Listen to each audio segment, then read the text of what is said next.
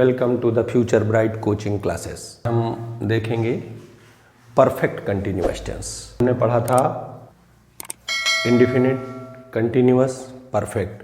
आज हम देखेंगे परफेक्ट कंटिन्यूअस, जिसमें आज एक छोटे से वीडियो में हम आपको कोशिश करेंगे कि प्रेजेंट, पास्ट और फ्यूचर परफेक्ट कंटिन्यूअस तीनों ही एक साथ आपको समझ में आ जाएं।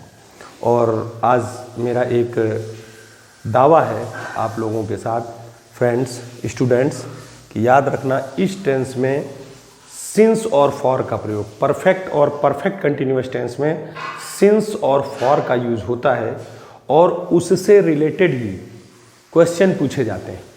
एरर्स उसी से रिलेटेड आती हैं। तो आज हम सबसे पहले देखेंगे कि कहाँ पर हम सिंस का यूज़ करते हैं, कहाँ हम फॉर का यूज़ करते हैं। ये एक अत्यंत आवश्यक, ज़रूरी चीज़ है जिसको आपको, क्योंकि इसमें मिस्टेक हो सकती हैं।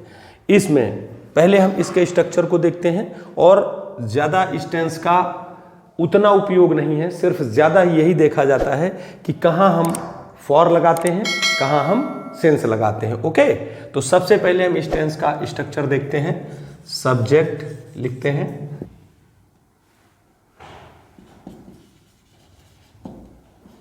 ऑब्जेक्ट प्लस सिंस, फॉर और इसके बाद टाइम। ये स्ट्रक्चर है। सब्जेक्ट हैज़ है और इसमें हम बीन का प्रयोग करते हैं। वर्ब की फर्स्ट फॉर्म में आईएनजी लगाते हैं, ऑब्जेक्ट लिखते हैं, सिंस और फॉर। तो पहले हम देखते हैं फॉर और सिंस का यूज़ कहाँ करते हैं। तो एक तरफ आप लिख लीजिए फॉर, एक तरफ फॉर और एक तरफ सिंस। आप आराम के साथ देखना मेरे बिल्कुल देसी स्टाइल में कि आप इसका यूज कैसे करते हैं। फॉर आप तब यूज़ करेंगे जब समय लिखा हो, मान लीजिए 1 hour, 2 hours, 3 hours, dash dash dash. अगर ये घंटे में समय दिया हुआ हो तो आप फॉर का प्रयोग करेंगे। इसकी जगह 10 मिनट्स, 20 मिनट्स भी हो सकता है। लेकिन अगर टाइम ये दिया हुआ है कि सपोज ये लिखा है कि 2 o'clock, 3 o'clock, इस टाइप से कोई समय दिया हुआ है तो आप सिंस का यूज करेंगे। इसका मतलब आपकी समझ में आ गया होगा। अगर आवर्स, मिनट, सेकंड में समय दिया हुआ है तो आपको फॉर का यूज़ करना है। और अगर टाइम अकॉर्डिंग टू क्लॉक दिया हुआ है, घड़ी के अकॉर्डिंग दिया हुआ है, तो आपको सिंस का यूज करना है। बहुत ध्यान से, क्योंकि ज़्यादातर आपने देखा होगा कि हम ये बताकर आगे बढ़ जाते हैं कि फॉर का जो यूज़ है वो पीरियड ऑफ टाइम के लिए किया जाता है, सिंस का यूज़ पॉइंट ऑफ टाइम के लिए किया जाता है। लेकिन बहुत सारे स्टूडेंट को पढ़ाने के बाद ये कन्फ्यूज़न क्रिएट हुआ कि एक्चुअल में वो पीरियड ऑफ टाइम क्या होता है और पॉइंट ऑफ टाइम क्या होता है। तो हम आपको उस टाइम को ही बिल्कुल अलग अलग करके डिफाइन कर देते हैं कि आप इस तरीके से इसको देखेंगे तो ईजिली आपकी समझ में आ जाएगा। बस मेरे साथ सिर्फ 10 मिनट रहिए, आप देखेंगे ये कंटिन्यूअस, परफेक्ट कंटिन्यूअस टेंस और उसके साथ फॉर और सिंस का यूज़ कितनी आसानी के साथ होता है। ये हो गया। नंबर 2 पे जब हम जाएंगे तो आप यहाँ लिख सकते हैं a day, 1 day, a day, 2 days,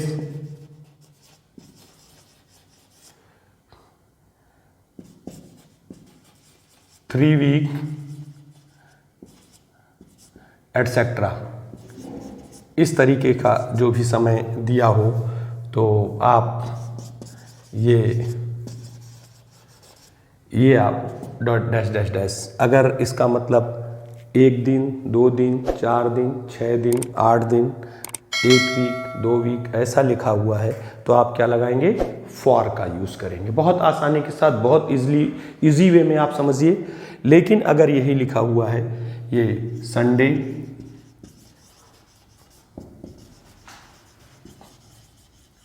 Monday से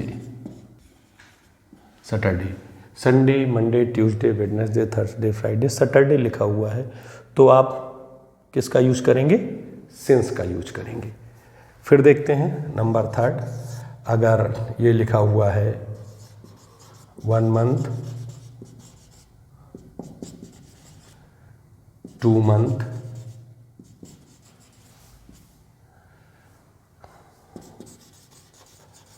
3 मंथ, डैश डैश चाहे जितना, तो आप फॉर का यूज़ करेंगे। लेकिन अगर यहाँ ये लिखा हुआ है कि जनवरी टू दिसंबर, तो आप सिंस का यूज करेंगे। ऐसे ही अगर यहाँ लिखा हुआ है 2 years, 3 years, 4 years, dash dash dash 10, 20, 30 जो भी चाहो ईयर्स लिखा हुआ है तो आप किसका यूज़ करेंगे? फॉर का। लेकिन अगर ये लिखा हुआ है यहाँ पे 1996, 1998, 2020, 2021, तो आप सिंस का यूज़ करेंगे, सिंस का यूज़ करेंगे। इसके अतिरिक्त इधर आप अगर लास्ट नाइट लिखा है तो भी आप सिंस का यूज़ करेंगे। यस्टरडे लिखा है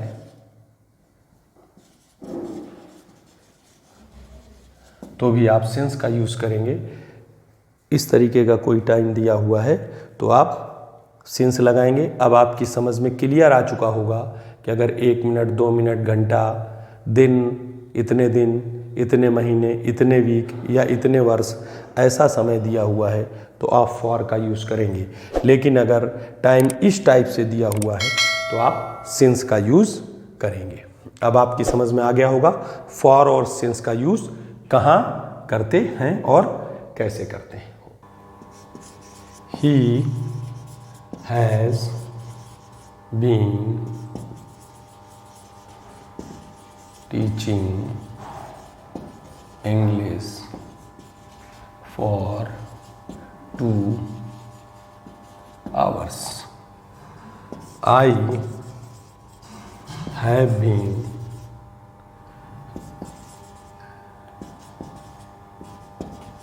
learning English since